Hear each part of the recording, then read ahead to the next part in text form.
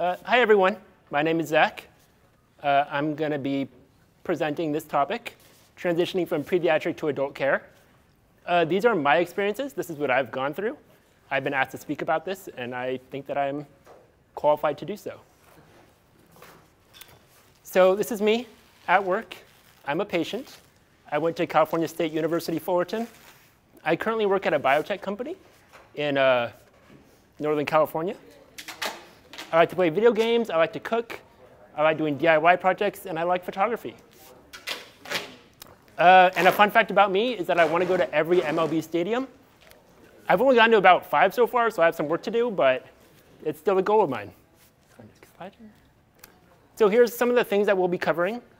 The introduction, my personal journey, some challenges that I've encountered, how to manage those challenges, and then the conclusion. So we can go ahead and go on to the introduction. So big disclaimer from me. I'm absolutely not qualified to be an authority on telling you why, how, or when you should transition to adult care. I'm just here to give my personal experiences and what I've gone through. I just hope that my story can help give some insight into how it goes for kids diagnosed with Pompe and then going into adulthood. So yeah, just basically taking charge of your health. At this point, I really wish the organizer sent me like a grading rubric on telling me what to include in this presentation, because I had way too much free reign to talk about anything that I wanted. So just to cover all the bases, transitioning from pediatric to adult care is a multifaceted process that involves the knowledge, skills, and resources necessary to manage your own health. So just expanding on all the topics a little bit. For knowledge, the knowledge required to effectively take healthcare into your own hands. For example, my mom was my primary knowledge. She took care of everything, and I've slowly had to take that into my own hands. For skills, the skills to navigate healthcare as an adult. And these skills could be something as simple as scheduling your own appointments. That's something that I had to take upon myself. And resources, knowing where to find the materials and conversations necessary to assist you. So resources could be healthcare professionals, your family, online message boards like Facebook. We even have some books right here on transitioning. There's resources everywhere. So go on to the next slide. So I don't know how many of you are familiar with the show Friends, but there is a character named Ross. He is a paleontologist in his 30s, and he still sees his pediatrician. And it makes it for some pretty funny moments in the waiting room. So basically, transitioning care is a very important step in a young adult life. It usually happens between 18 to 21, but I'm a little bit past that, and I'm still going through it. Everyone can go at their own pace. I'm not going to lie, it's very difficult, but it comes with its own challenges and rewards. It's very fulfilling to undertake that challenge. And again, it's something that everyone mostly goes through, and it's not something to be concerned about. Go to the next slide. We'll go into my journey. This is a very simplified and truncated history of my life. In 2003, that's when they first started, or I showed signs of struggle. So I had trouble falling asleep without a BiPAP.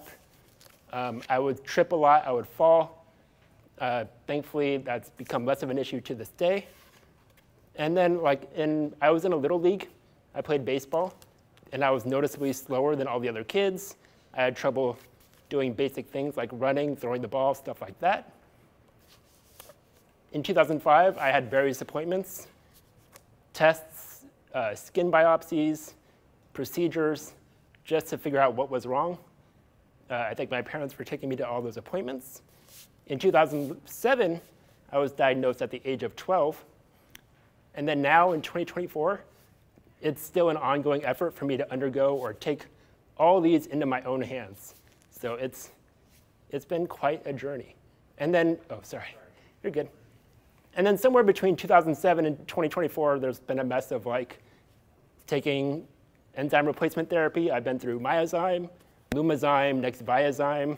I've had scoliosis surgery, just plenty of different challenges that I've gone through, and I think I'm better because of it.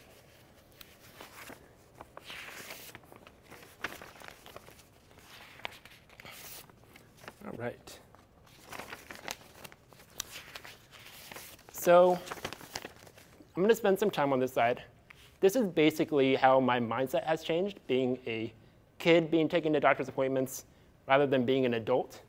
So when you're a child, you're just going through the motions. You don't have any say in what appointments you do. You just go along. I was taken out of school. I didn't know what doctors I was seeing. I don't know what appointments were about. I didn't know what tests we're going to be doing. I would just go in the waiting room, be seen by a doctor. My parents would handle everything. It wasn't very fun, but it's what I had to do. I took a back seat at my own appointments. The doctor honestly wouldn't even talk to me a lot of the time. They would talk to my mom. She knew more what was going on than I did. And it makes sense because she wanted to be, and you want the best care. And my mom knew the most about my condition. So I was not upset about her taking care of it. Again, relying on parents for information, not something that I knew back as a kid. I just had my mom take care of it. And the I don't need this mentality, I think this is really important as a kid. I wanted to be like every other kid, and I thought that doctor's appointments were kind of a waste of time. It was something where I personally didn't see the point of them. I would miss cool things at school, like pizza parties, just so that I could sit in a doctor's room and have nothing come of it. So that's one thing I personally struggled with. But after, in the last few recent years, I'm starting to be more proactive with my own health, realizing the severity of it and taking it into my own hands. I take initiative in scheduling my own appointments and doing my own doctors and being inquisitive about my condition because I know that it directly affects me. And then learning from my own benefit. I mean, I'm sure my mom, she comes to these meetings, she supports the conference, but it's really about me. She wouldn't be here if I didn't have this condition.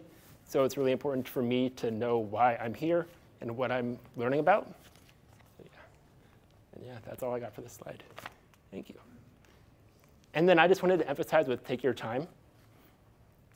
It's an ongoing process that I still struggle with to this day. Just to give you guys some perspective, I am 28 years old and I'm still figuring this out. I think within the last few years, I've started really trying to get this going on my own. It's okay not to do it all in one shot, and it takes plenty of time and practice to get this down.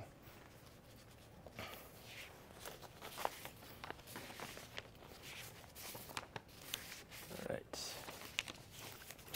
So this is what I'm currently, this is my current care. So I have doctors that I've seen since I've been a kid. They're doctors that were there when I got diagnosed.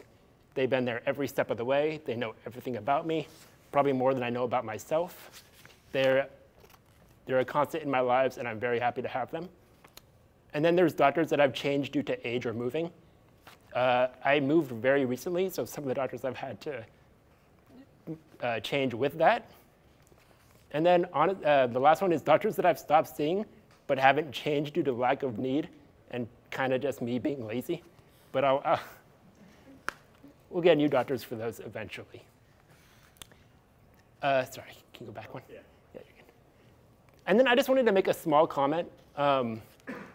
It's very unlikely that your pediatric doctor is in the same health system as your new doctor. I had to do a transition from UCI Health to Stanford Medicine because I moved from Southern California to Northern California. And it felt like I was starting over. Everything I had growing up was in the UCI healthcare system. In there, I don't know if you guys are familiar with my chart, but it basically keeps track of all your information. UCI Health, I've been there since I was a kid. It tracked everything. And then once I changed health systems, it was basically like I had to do it all over from scratch, and that was very overwhelming for me because I didn't know how to handle that at all. And I'm still seeing new doctors from Stanford, so It's just an ongoing thing to try and get the best care. Let me go to the next slide. Thank you. These are some personal challenges I've had. The biggest one being, you're good. There's no waiting room toys in adult doctors' rooms. They're boring you to buy. Yeah. I think the experiences in doctors' rooms would greatly benefit from some toys in the waiting room. But to get on to some real personal challenges that I've had, let's skip it. Independence. I can spend a lot talking about this. The biggest one is scheduling appointments. In a perfect world, all my appointments would be scheduled via text, but it doesn't work that way. I hate making phone calls. If I can schedule it online, if I can schedule it in person, email, whatever works for me, just to make sure that I'm getting the best care. Seeking care, that's another big one. In the past, my mom would tell me where to go, what to do, but now if I'm feeling slightly ill, I have to reach out to that doctor and say, something's not right, I need this fixed, please help me. That's been a real struggle of mine. Using insurance, paying for visits, this is also a big one for me. I recently got a real job as an adult, and I have my own healthcare insurance now. And navigating that has been kind of a challenge on its own. I could honestly write a whole PowerPoint about that, but it's something that most people go to. Here in America, after the age of 26, you're no longer under your parents' health care. You have to find your own health care, and that itself has been a giant challenge. Let's see. And just general anxiety. New doctors are really tough. Everything from travel, getting there, getting to the appointment, parking, seeing a new doctor, all that are giant stressors in my life. I will go to Google, I will type in the address of the doctor's office, I will see where the parking is, I'll see if there's ramps to get into the building. Everything that you can imagine just to prep for the doctor's appointment is what I'll research just to make sure that there's no hiccups in my visit, just have everything lined up. It's just something that I'm still trying to take control of. Personal knowledge. This is also something that I'm currently working on.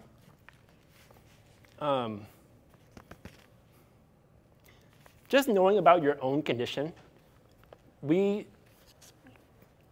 it affects you, so you should know about it. I grew up thinking my mom would handle everything. I still wish it was like that sometimes, but now I realize that I need to take control of my own health. And that's really difficult, because if you see a new doctor, they'll hand you a stack of papers and they'll be like, what's your history? What procedures have you done? What's your entire life in a form? And it's hard to do. Sometimes I'll even text her and be like, what year was I diagnosed? When did I have this appointment? When did I get this procedure? Stuff like that. And it's important information so that the doctors can give you the best care. Yeah, past procedures, your family's medical history, what medications you're on, all your allergies, just a variety of different stuff that you should know just to ensure that you're getting the best care. And then concern for care. If you see a new doctor, you just want to make sure that you're on the same page with them, you have your goals in mind, you want to get better, and yeah, that's all I got. And this is how I personally manage my challenges. So support systems, like I mentioned many times throughout this presentation, I have my mom and my dad. They have been great for me. I still go to them if I'm having trouble. They're just a constant, and they help me whether I'm having trouble making an appointment, scheduling supplies, seeing a doctor, stuff like that. I have my patient liaison and my case manager. Shout out to Jennifer Pettingale at Sanofi. She's great. She helps me with everything. I have my chart, and that honestly just helps me keep track of my medicines, my appointments, and stuff like that. Structure is really big for me. If I fall out of a routine, I will likely spiral and not continue to get the best care for myself. I have routine home infusions. I order supplies for my BiPAP.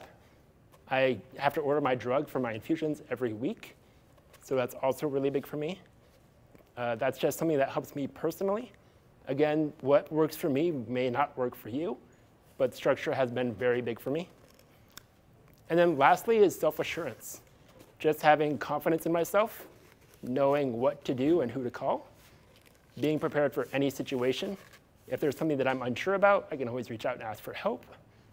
And then staying calm. This is also a really big one. It's important not to panic too much and just know that everything's going to work out. I've had to navigate that myself sometimes. Recently, I was billed for an infusion, which are very expensive, and we had to jump through a lot of hoops just to get that fixed retroactively and go through the insurance. And that's something that I never thought I had to do, but we figured it out in the end. So yeah, that's all I got. So this is kind of an add-on to the previous slide, what works for me. I have what I like to call good days. It's kind of a little glance into my mental health, but my days are filled with little stressors and inconveniences that will sometimes inhibit my ability to provide the best care for myself. I don't force myself to be productive if I'm having an off day. I'll wait for a better day. And honestly, these good days, there's no telling why or when they happen, but I'll just wake up feeling like a better version of myself, and then I'll knock out like 10 appointments in maybe 30 minutes. It's just something that happens. And then I've learned to take the mini victories and be proud of what I accomplish. And obviously, this is not a one-size-fits-all kind of thing. What works for me may not work for you. These are just my experiences, and I'm happy to share them and talk about them. Everyone has different needs. You may see the same doctors throughout your entire life, and that would be ideal, honestly. It's perfect. There's no right or wrong way to do this. Transitioning will be different for everybody. And then, yeah, what works for me may not work for you. Oh, we're going through this really fast. Yeah. All right, and here are just some of my final thoughts. Transitioning is a necessary evil. For some of you, it may happen at 18. For me, it happened at 26. It's not something that we want to talk about or do, but it's just something that, you know, something that everyone goes through. For support, it takes a village. You're not alone. I could not do this by myself. I've had resources such as my family, my doctors. I've reached out to people, and I'm still working on it. And advocacy. Our parents have taken care of these things forever. They're our biggest advocates, but sometimes you learn to take it into your own hands and advocate for yourself, because, yeah.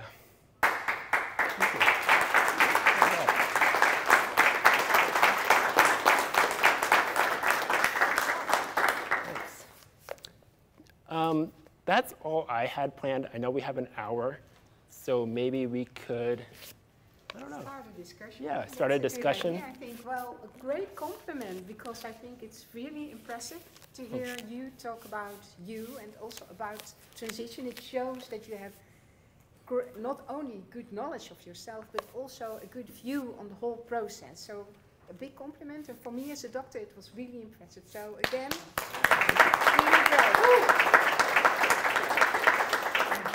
And it's important to know your view on transition. Another important thing is transition is really very much about growing up. And am I talking loud enough for everybody to hear with my very imperfect English, for which I apologize again, and big jet lag, baseline, English isn't good anyways. But I think growing up is really a process. And I am particularly very young. I'm still growing up, still learning. And transition, in a way, is growing up. The only thing is that we, as doctors, divided life. We divided life in a part before 16, 18, 20, 18, 21, I don't know, somewhere, and then said that's childhood, and then there's the rest of life. And you have special doctors for the rest of life and for childhood. And life is a continuum. It's not two phases. And that's why transition occurred. So in transition, 3 people have to grow up. One is you, one is your parents, actually, mostly 2, and then 3, the whole group of treating physicians, because to be very honest, they have to grow up as well. Because what I find as a pediatrician, that I get attached to my patient. It's my patient, I know everything, and I like him to do really good, and to be there, and to cheer, and to get him through life. But on one point, my way of report with a patient has to change, because I am used to see the patient and the parents, and exactly what you're telling. A lot of the patients go in the back, and they have to come in front. And to be able to manage that, we all have to be aware of the process, and 2, we have to grow up, and I have to pass sometimes to someone else. If sometimes in some hospitals you have life cycle care, and then the same group of people will take care of the patient through the whole process, and the pediatrician and the doctor internal medicine or the clinical geneticist or whoever will join the team. But that's very rare, as rare as this bumper probably. Yeah. So a lot of aspects are really important. And let's start by discussing growing up. Yeah. I mean, we can take in the audience if there's anyone struggling with transitioning too, from pediatric to adult care. Is there anyone currently still seeing their pediatrician that's going to change soon? I think we're dealing with all of that now. Haley's just turned 18 in November, and what we're finding, I don't know if this is similar to what you've seen, but we'll call a doctor one day, maybe if she had a sickness, and they'll say, sorry, she's 18, she needs to see someone else now. Or the next day you could call, and a totally different person will say, oh, she's still okay, because you're good till you're 21. There's no set rules, it seems Right. like. It's just kind of whatever that person feels like doing that day. But also with her specialist, we're seeing it's kind of, we're not sure the next appointment she goes to, is it going to be with an adult, for a pediatric or adult physician. And it's hard because with infantile, I feel like I'm being protective and I want to stay with the pediatric part for the most part, and because they just know infantile versus, the other physicians know more about late onset, and that's fine, but I'm nervous of those just little small differences that might be important, but they might miss something. Right. Yeah. It's definitely that weird age, 18 to 21, where you don't know whether you should continue care with your old doctor or seek out new doctors.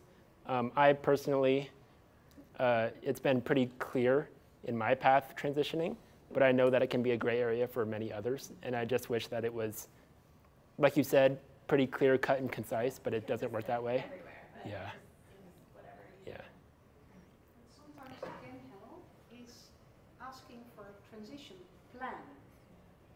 In a transition plan, you plan that at a certain age, let's call it X, because what you said, that's really true, it differs from all patients. So at age X, you want to transition to adult care, and you're now on age Y, and then you make a plan on how that transition occurs, and the physicians can, together with you, write a plan and discuss what kind of specialists are you going to see. Will the pulmonologist still be able to see Haley if she's 18 or 19? At what age will it become impossible? If Haley gets an acute problem, at what age can she still go to the pediatric ward? At what age does she really need to go to the adult ward? If you discuss it, sometimes that helps, but it is challenging because as a medical community, we are kind of lagging a bit behind And in some hospitals, there are excellent transition plans and transition schedules, and in others, there is not. So, based off of your example, I will give a couple of my own. I went to college in Connecticut. I'm here in Texas. And then I have a team in North Carolina. And it's very interesting. In Connecticut, for example, most of my specialists I can see until they retire, I die. There's some terminal into that. Because what's awesome is their hospital is literally all connected. Literally the same hallway that is adult ORs and pediatric. So it's very fluid. You know, if I have an adult problem, you know, I go see like an adult specialist, but they all work together super well. So at that point, I had like 1 or 2 adult doctors and the rest were pediatric because that's just who their geneticists work with. However, here in Texas, my nightmare, I magically turned 18 and they were like, bye, see ya. The problem is I'm not in Texas 90% of the time, so I wasn't able to establish an entire team of doctors. However, I am home for mine occasionally. They do need to have a doctor here in town. So it's like Texas has my skeleton crew because if something happens, I need someone to call. But, you know, my neuromuscular specialist is technically pediatrics because she's realized that like her SMA patients and her Duchenne and any other, some of her other kids, you know, they were lagging in their care when they transitioned. So she's awesome, she's amazing. But then my cardiologist is at another hospital. And then right now I don't have a pulmonologist here in Texas. It's all a very interesting situation. And so each hospital does it differently, which is so hard. It'd be nice if they all just kind of followed the same plan. It would be great. It Yeah, would be. yeah, yeah. You can ask them for it. Sometimes it helps. Well, yeah, well, each hospital will give me a different plan, and so it's like just trying to keep track of who does what.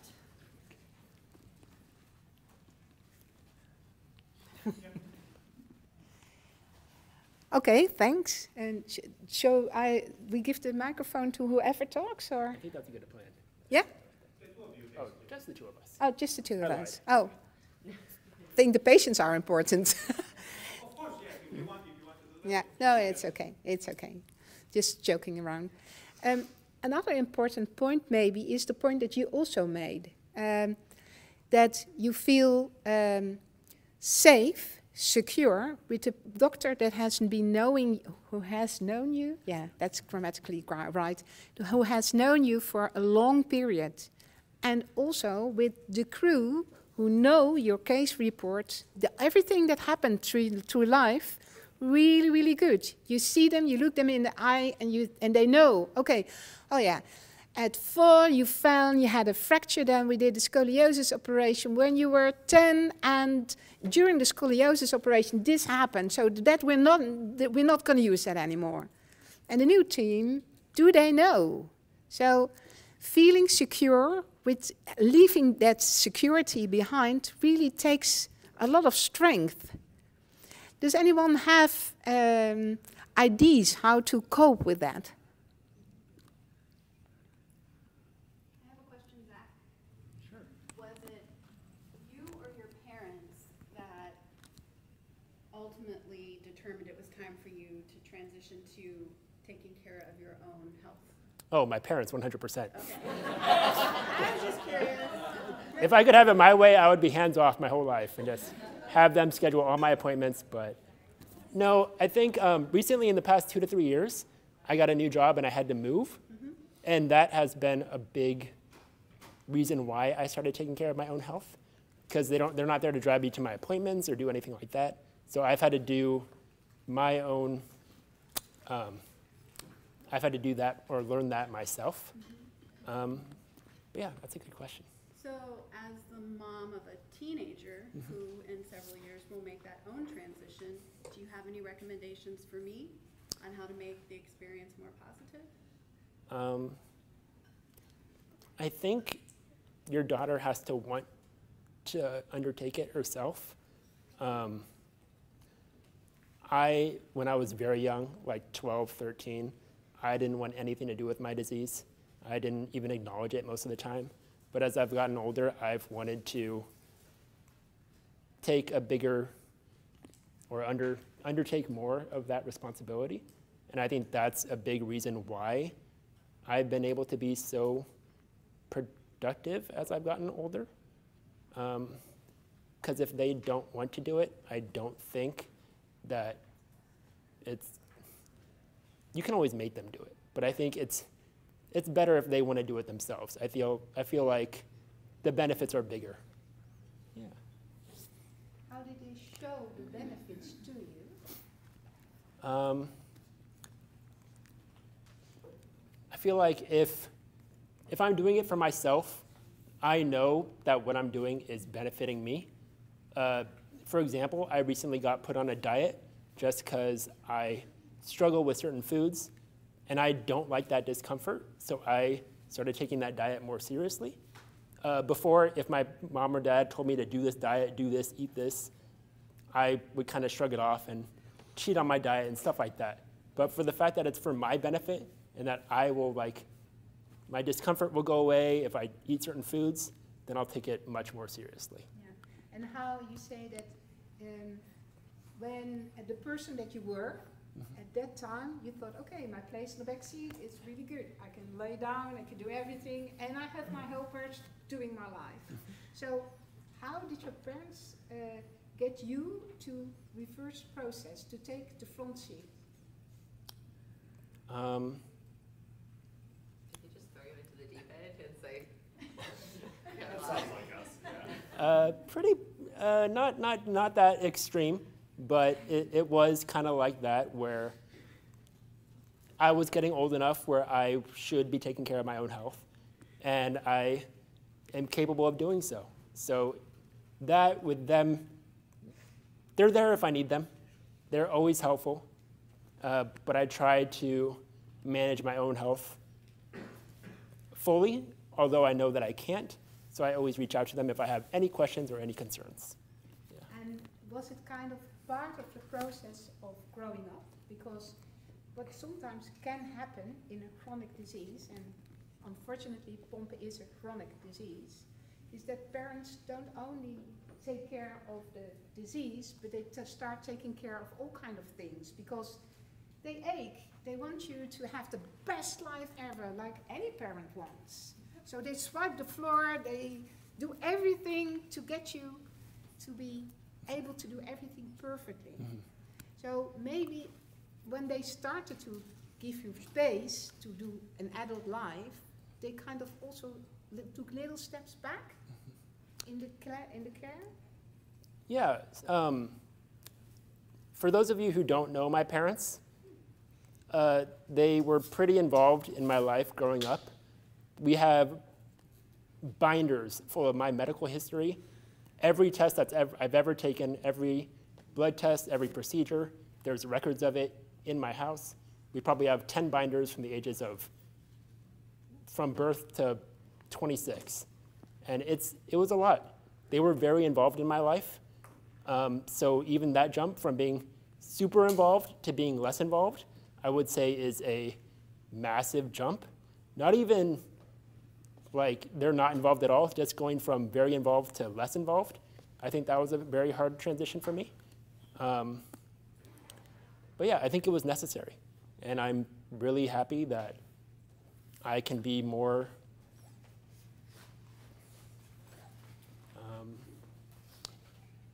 more hands-on, yeah. More independent, yes, thank you. From the people in this room, oh sorry, you wanted to ask something. I did have a question. Did you go away to college, or I did not.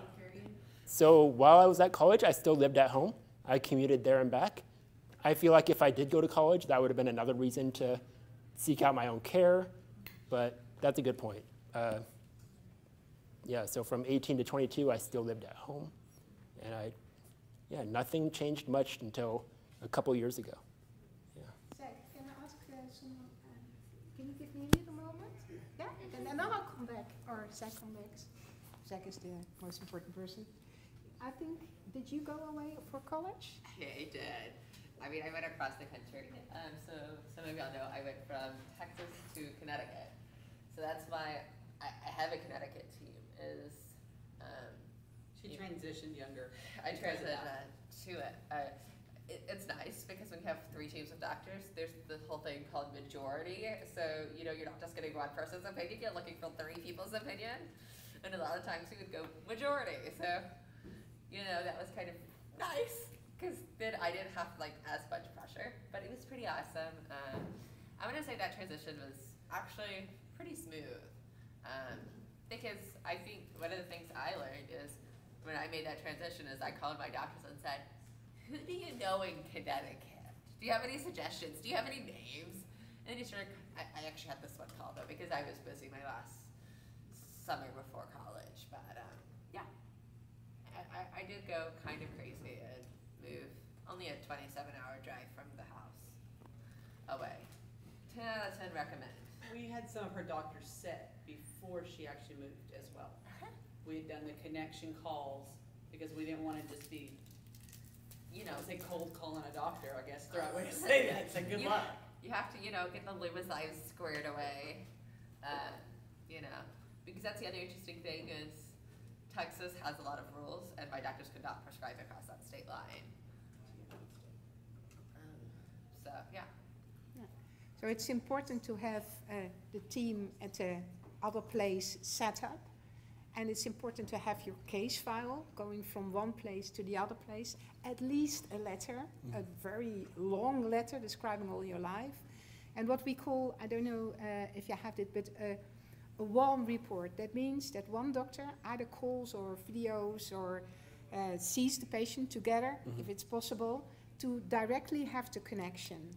Because that helps. It's more than just a curriculum. There's much more to that. Yeah. You had a question or something to say. More of like the feeling side of things.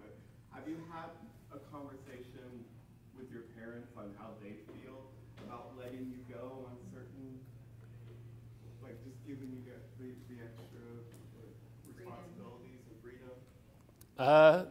We actually haven't talked about it too much. I feel like they're relieved that they no longer have to surround their lives to take care of me. My mom quit her job when I was young just to fully make taking care of me her full-time job. So she would drive me to appointments, she would take tests, or bring me to everything. And I appreciate that a lot. But how do you guys feel relieved that I'm now taking more of a...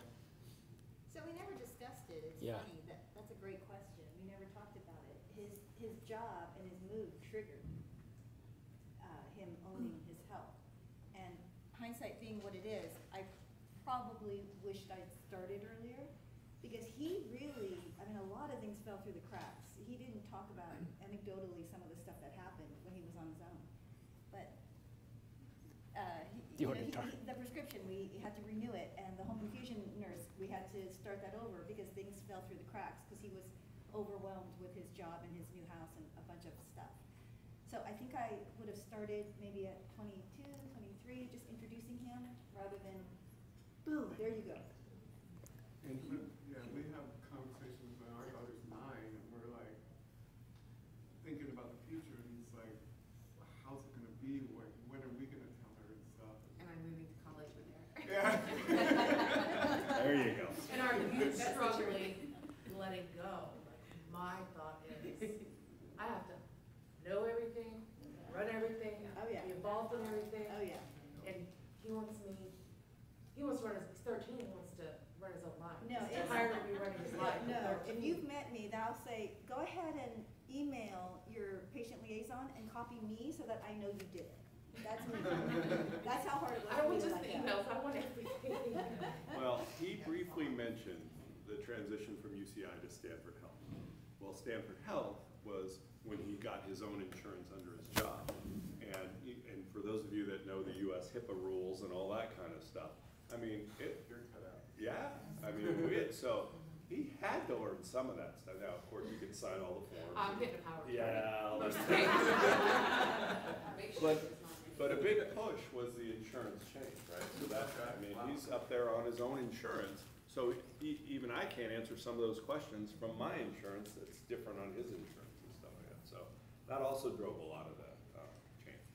And that's a lot of, I mean, y'all know it's a full-time job just to deal with insurance. And so the fact that even with that, I know most of the time when I deal with things, I'll still deal with it on the phone, but she's in the room with me. I'm like, I'm here, I got questions. My daughter's here with me, she's 18. We'll go through all those meetings and she'll approve that you can talk to me. But she likes to walk around the house while she talks, and I'm like, come here, I want to hear what you have to say too. Okay. But I just can imagine, like, if you, especially being outside of the house and having those issues, and you've got to just deal with it all on your own now, and not, how hard was that? It's okay. We still do that sometimes. Sometimes we'll have a 3-person call. Okay. Yeah, I'll be on one line, my mom will be on there, and then they'll have the insurance or doctor person on the other line, just to make sure that there's no cracks in my care. I'm so thankful for your calls exist. Yeah. You guys are too young to remember when they came out, and we were like, oh my God, you could put 3 people on the phone at the same time. But my mom did touch on this a little bit, but when I first moved out, there was a lot going on, and I have to call for my drug every 2 weeks to make sure that I get my next Viazyme, and I just kept putting it off because I didn't think it was that big of a deal. I'd be like, oh, I'll get to it eventually. And then like a week passed, and then a month passed, and then 2 months passed where I didn't have an infusion. And something triggered one day where I was like, I should really get my infusion. My nurse was reaching out to me. I kind of ignored her, unfortunately. There was a lot going on in my life. And so I called CVS to get my next drug delivered. And they told me that since it was such a big gap in my care, that I needed to get a new prescription from my primary care physician. So I had to jump through a lot of hoops just to get that back on track. I learned a valuable lesson about that.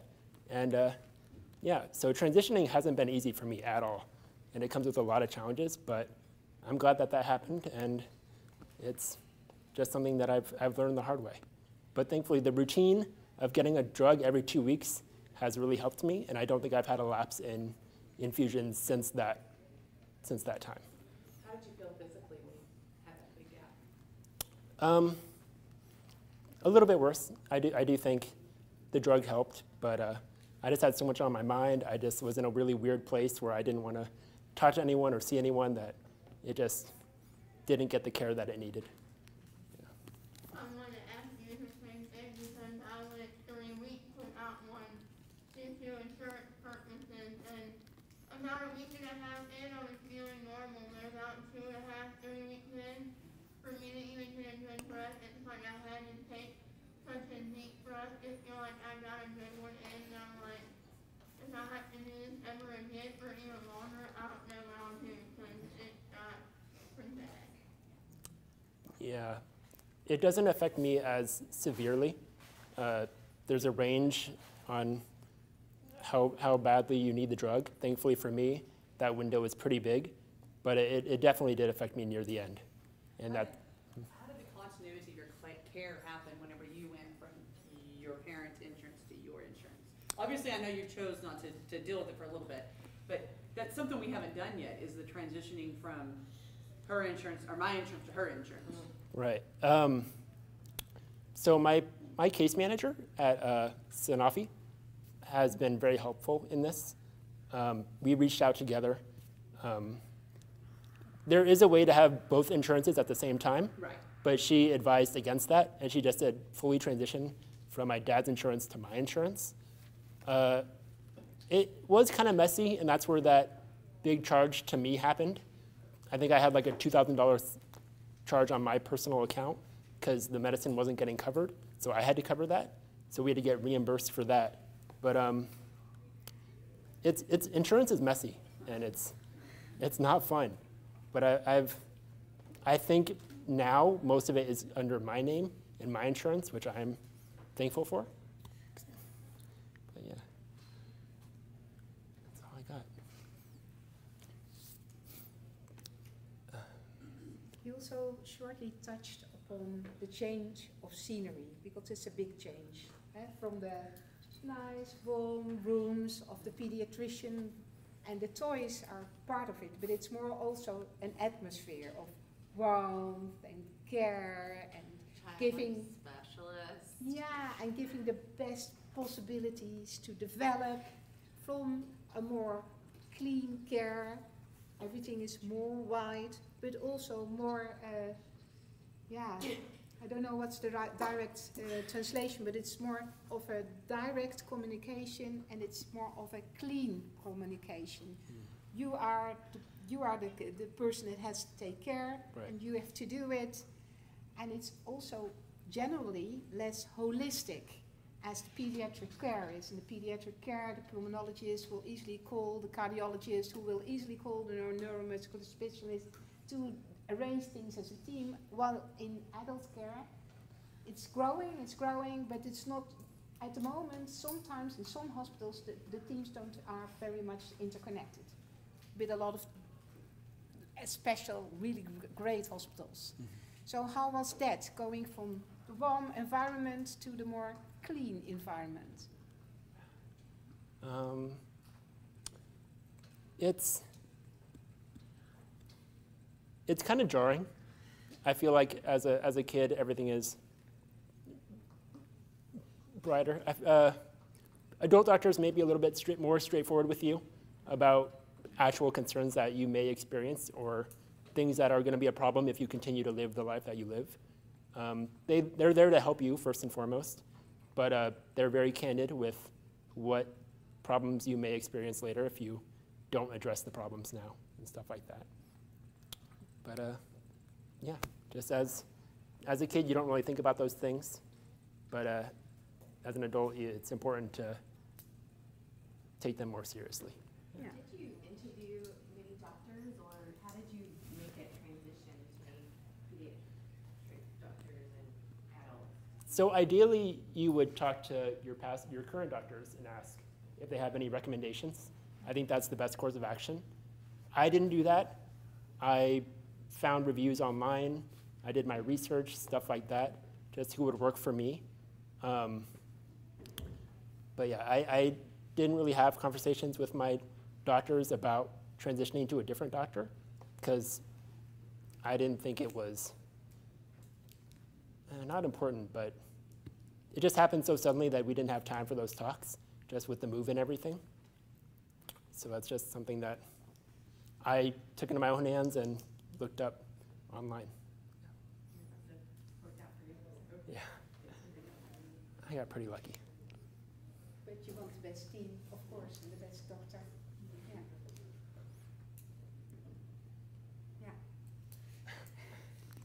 Yeah. All right.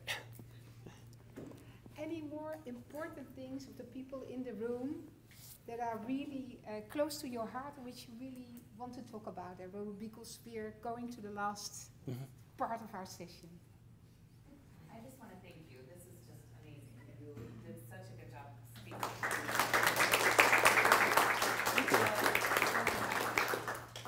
And I just wondered, my son is 6 with infantile onset poverty disease, and even just some of the things you mentioned about like the doctors talking to the child and not to you, or like when you start your infusion, did they say, do you have any pain today? And I used to speak for him, no, he's fine, right? And now I'm trying to like, do you have any pain today? So like those subtle shifts. So I don't know, family, or if you have tips about like things we can do, because I know there's some people in the room with younger kids too, like that we could start doing now to try and empower and give some more autonomy or to our younger ones that are going to quickly be transitioning.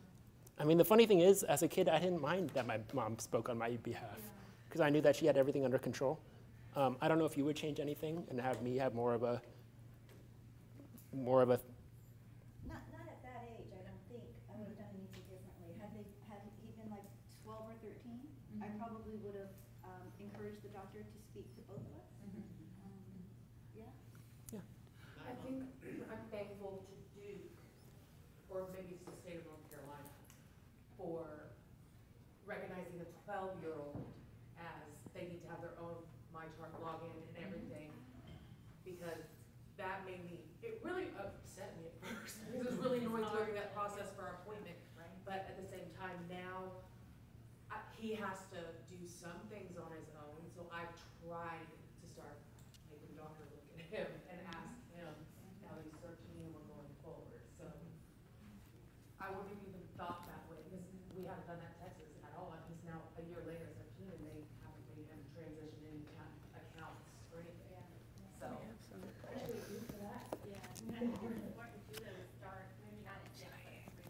there's enough for a little everybody. earlier, getting that, do you want to answer the doctor, do you need to? Because I know there's been some appointments where a doctor maybe said something to Haley knowing that she's getting older and she could be talked to, but it kind of took her by surprise and made her really upset. It's like whatever she had to say just like hit her really hard and she lost it. And at that point they were like, she needs to see a therapist and stuff. And I'm like, no, you kind of scared her, I think. So I think she wasn't really used to that, and maybe at a younger age it would have been more. I think, so I started scheduling like weekly physical therapy. I mean, how old was I? 15, 16? You were driving. 16. I was scheduling my own physical therapy at that point. She knew her school schedule. I mean, she was sports manager and stuff, so, and when. To me, that was like a great gateway. And then at that point, I mean, as soon as I was diagnosed, we started scheduling like my infusions around when I was traveling or doing whatever. So that required a lot from me because I had to be involved and to say, hey, I've got this summer camp I want to go to. But I needed to tell them like 4 or 5 months in advance so we could actually make that appointment happen. So I think that's part of it is like just, for me, it was empowering. I mean, I remember my doctor looking at me, not even my parents, and saying, you have Pompe. So for me, I've been very fortunate because my team has always talked to me, not my parents. I've actually taken doctors off my care because they won't talk to me. And ultimately, I love my parents. It was the right thing for me is I'm the one, you know, under the age of 18, obviously they had to sign off on everything. But it was also my care, and they were very willing to let me have a voice. And you know, if there was something I didn't want to do strongly, there would be a lot of discussion. But at the end, you know, that was part of my decision. And I just love the fact that my family supported that. I mean, there were certain non-negotiables. Like for us, infusions were a must. But there was other things, like I've been very upfront. I'm not going to go on any medicine trials because that's not something I'm interested in. And so I think just kind of creating that community, like that like community within your family of like understanding where your child is at versus where your family is at versus where your doctors are at is very important too. Because not everyone's going to be the same level. Like not everyone's, like between Zach and I, like there's so many things that you were doing so much earlier than I was. And, you know, so that's like really awesome is like different people have different like growing up stages. And that's general in life, isn't it? We all grow up in a different way because we are all our own persons. And transition really is part of growing up. So everybody does it a little bit different. There are no rules. Yeah, everyone's journey is different. I kind of wish there were rules. Like that would make my life so much easier. Yeah, but in the basis there are some things that are important upon which I think we have touched by starting young and by, if possible, making a plan and having the doctor talk to you. Absolutely. That's really important. Yeah. But I know not everyone wants that. Like everybody is different. Yeah. All right, I think we're out of time. We did pass out some little booklets about transition. I don't know if there's enough for everybody, but we still have some extras if you didn't get one. Thank you for joining and listening to my story, and I hope that it provided some form of insight and just dealing with it all. And yeah, that's all I have. Do you have anything to finish?